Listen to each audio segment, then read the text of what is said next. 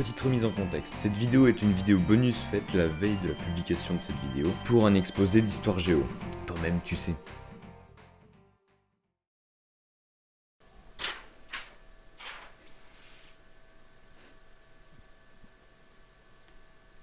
Tais-toi. Dégage.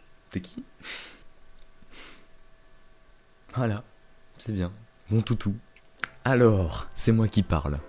Aristophane est un poème... Oh putain, mais c'est... Aristophane est un poète comique du 5e siècle avant Jésus-Christ. Faut savoir un truc sur Aristophane. Un jour, il est né. Voilà. Il est né dans le dème de... Sida...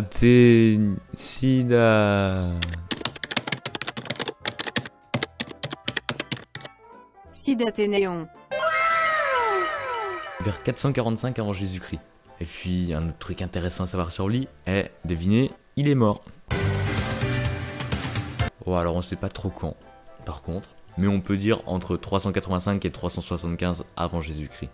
Et d'après les rumeurs, il aurait eu 3 fils. Araros, désolé si j'écorche ton nom Araros, tu me le feras savoir. Philippos et Nicostratos. C'est très drôle Nicostratos, je vais appeler mon enfant comme ça. Dis donc Jamy. Concrètement, qu'est-ce qu'il a fait Aristophane? Vers le 5e siècle, Athènes voit de nouvelles façons de penser dans tous les domaines, et les habitudes politiques et sociales se transforment ou se dégradent. Il eut un grand impact sur la vision des gens à Athènes, et sur leur mode de vie en dénonçant, via la comédie, les politiciens démagogues et va-t-en-guerre. Il aurait écrit 44 pièces, toujours pas sûr, qui représenteraient tout ce qu'il reste de l'ancienne comédie. La plupart de ces comédies sont connues par fragments ou sont perdues. Seules 11 seraient complètes. Les Acarniens, en l'an -425, bien sûr, où il intervient franchement dans la politique et combat le parti de la guerre.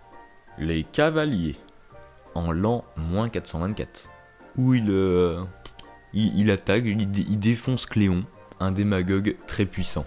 Les Nuées, en l'an -423, où il se fout complètement de la gueule de Socrate en fait. Les Guêpes, en l'an -422, il tourne en dérision l'organisation des tribunaux athéniens et les manies des juges. La paix.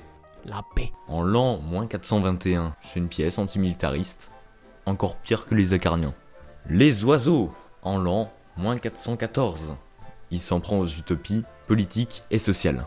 Lysistrata, en l'an -411, il pousse jusqu'à l'absurde un utopique conflit entre femmes et hommes.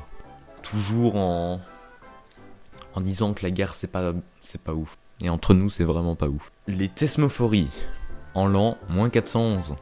C'est une satire littéraire dirigée contre l'effinasserie d'Euripide et la misogynie de son théâtre. Les Grenouilles, en l'an -405. Encore une satire littéraire contre Euripide et la tragédie grecque en déclin. L'Assemblée des femmes, en l'an -392. Il tourne en dérision l'utopie sociale et politique du pouvoir des femmes. Plutos, ça me fait rire. En l'an -388. Satire des mœurs semblables par le thème de l'inégalité des richesses. À cause de ses œuvres et de leur satire, il y eut même des restrictions de liberté au théâtre. Pour vous dire à quel point à l'époque c'était violent quoi. Aujourd'hui pour nous, Aristophane, c'est un astéroïde. Et non, c'est pas une blague, ils ont vraiment nommé un astéroïde à son honneur. Enfin voilà. Aristophane reste et restera sûrement, pour toujours, un personnage avec une histoire très floue, ayant influencé son époque, et de près ou de loin, la nôtre. Car oui, si je parle de lui aujourd'hui, c'est qu'il avait une raison de rester longtemps dans nos mémoires. Comment on ouvre une banane? Et voilà, 21h56, ça va être une fin de tournage. Sinon vous pouvez vous abonner à ma chaîne YouTube aussi, ça coûte rien, sur Baka, bien sûr. Bisous.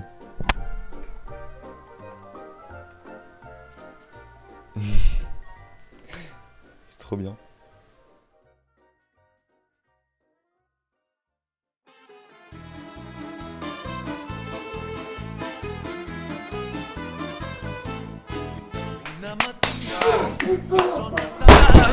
Wow.